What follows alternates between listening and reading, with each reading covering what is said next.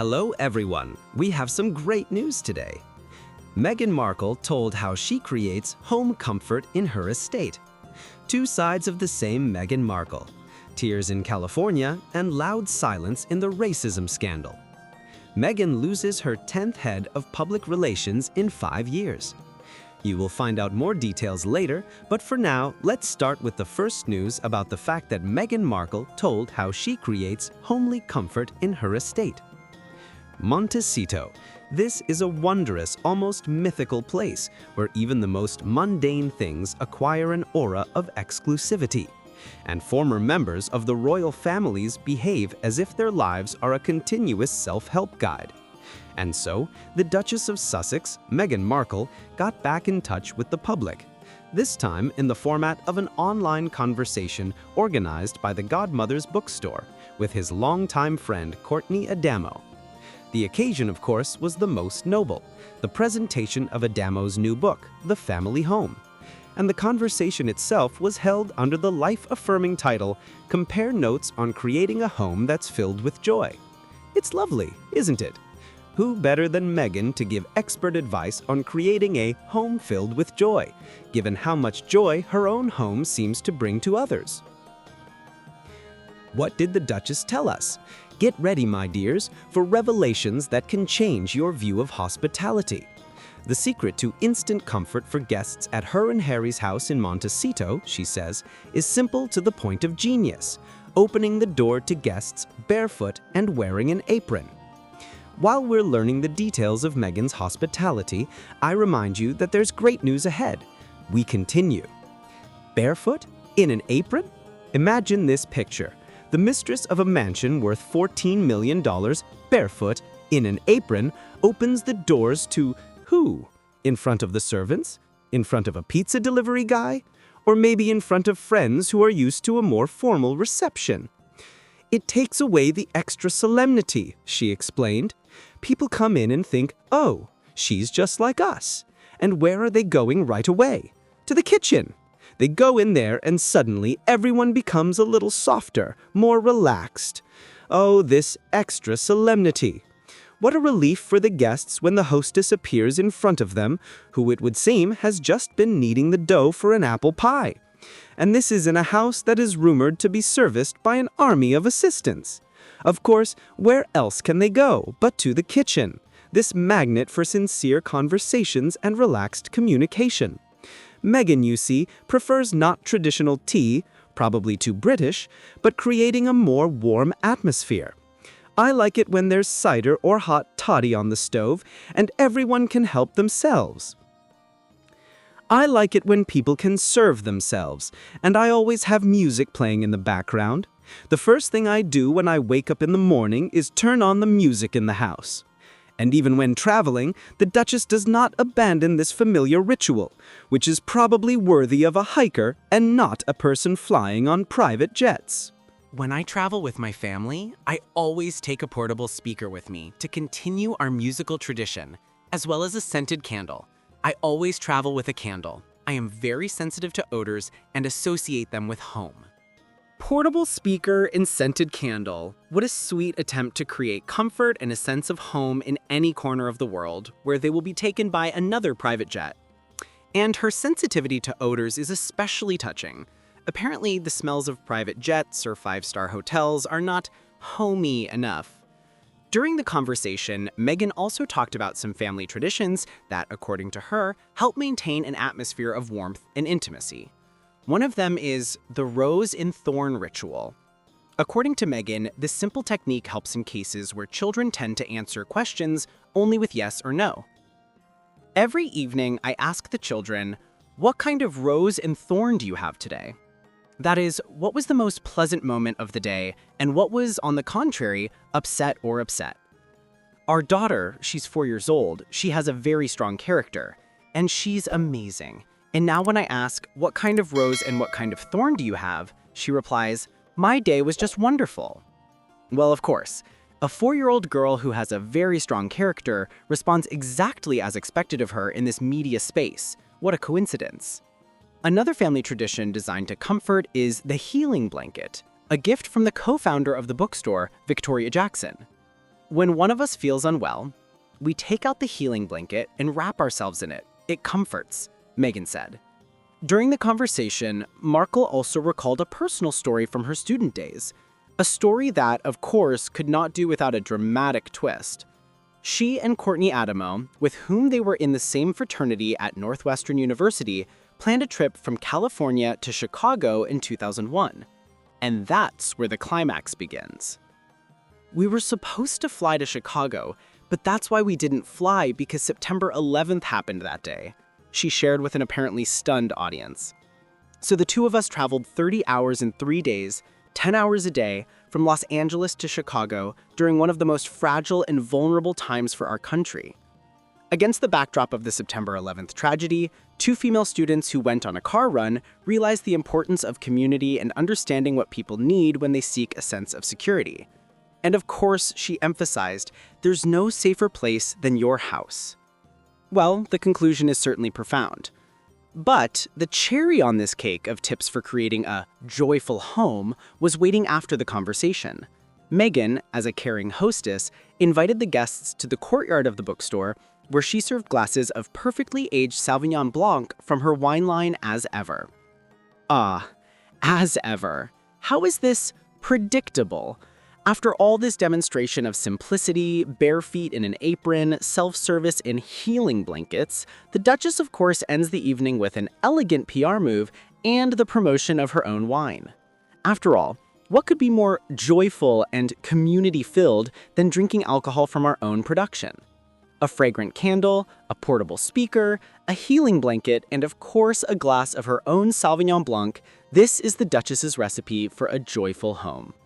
And don't be confused by the light taste of marketing in this sweet homemade cocktail. After all, the main thing, as they say, is not what you do, but how you present it. Especially if you're Meghan Markle. And now we come to the main news for today. But the next news is also no less wonderful, so watch it to the end. 2 sides of the same Meghan Markle. Tears in California and loud silence in the racism scandal. Well, as soon as the press praised Meghan Markle for her sincere feelings and relevance, a new scandal immediately surfaced again. Although it's not that new, additional details have merged. And this new scandal would not be needed by the humanitarian of the year right now, who, it seems, has launched a new campaign to conquer the business world. And yet, the Duchess's reputation has been damaged again. Noble tears on the court. And now, the Dukes are in a new location, sunny California, a tennis court. Prince Harry, like a faithful squire, stands behind his wife, and in the center of the frame is Meghan herself. A white dress, perfect makeup, and tears. Noble, sincere, rolling down her cheek at the moment of memory of 9-year-old George, her friend's son. The boy died in 2022, suddenly, after suffering from an illness. His mom, Meghan's friend Kelly McKee-Siphon, founded the Alliance of Moms. Every year, they hold a tennis tournament in George's memory. The Duchess's Instagram stories, designed in the aesthetics of sincere sorrow, instantly spread across the tabloids. Emotional Meghan is moved at a charity tournament. The Duchess is crying for a dead boy. Meghan is so compassionate and sincere, the journalists breathlessly echoed. It seemed that here he was, the perfect image of a modern princess, compassionate, approachable, with a human face and a handkerchief wet with tears in her hand. Well, almost. And so similar to the one who stayed at the palace in the UK and often visits the children, smiling broadly or, on the contrary, wiping away a tear. As you can understand, we are talking about Kate Middleton. And her husband, William, got emotional in a recent interview and wiped away tears after the woman he was talking to told him about the loss of her husband and son. Experts say that Meghan's tears were only a matter of time. And here's a reason. The audience was touched. The PR team was rubbing their hands. The camera captured both warm hugs with Kelly's friend and the tender relationship of Harry with the family's daughter, Lily. Everything was checked out to the smallest detail. The mental role worked to the fullest. But few people believed it. What kind of reputation should a person have, since many people on the web wrote, "It's touching and so sorry that it's not true. It's all for show." An uncomfortable skeleton in the closet. But as soon as the tear on Meghan's cheek had dried, an old acquaintance, Scandal, appeared from behind the scenes of this blissful picture. And he came straight from the Duchess's past, from her charity work when she was just an actress who dreamed of feeding her soul with work. The World Vision Organization, with which Meghan collaborated in 2016, and for which she flew to Rwanda to dig wells with such pathos, was at the center of a high-profile revelation. Former and current employees of its British branch collectively declared a toxic atmosphere, racism, and sexism. Just think about it.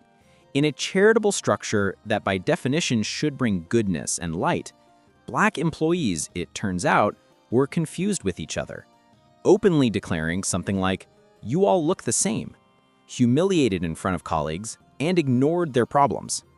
There are more serious charges. The management was accused of open hostility to any criticism.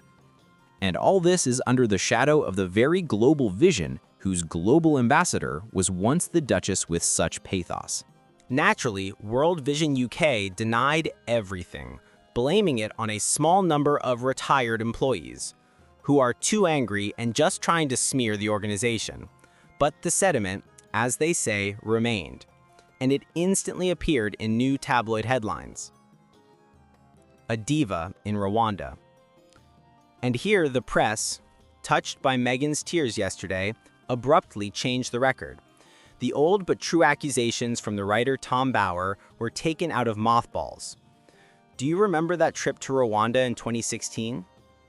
The one where Meghan, in her words, engaged in small acts of generosity? It turns out that these small acts were accompanied by very large requests. According to Bauer, the future Duchess demanded that the charity pay for a first-class flight, a personal photographer, and a hairstylist who could make her hair silk straight in the African heat. Instead of getting her hands dirty working on the well, Meghan allegedly posed for hours for a photographer, hugging, and smiling at the village children. The budget of the modest charity mission was rumored to have been successfully exceeded. And all for what? For the sake of beautiful shots for her blog, The Tig, where she philosophically talked about how she combines refugee camps and red carpets. The contrast was deafening. Just now, a grieving, earthly woman on a tennis court, and now she's a fastidious diva for whom charity is not help but a beautiful backdrop for a photo shoot. And what did Meghan say? And that's where the fun begins. Meghan and her team didn't say anything. A thunderous silence. While representatives of the charity cheerfully denied it, the press service of the Duchess of Sussex, known for its efficiency in matters of reputation protection, was defiantly silent this time.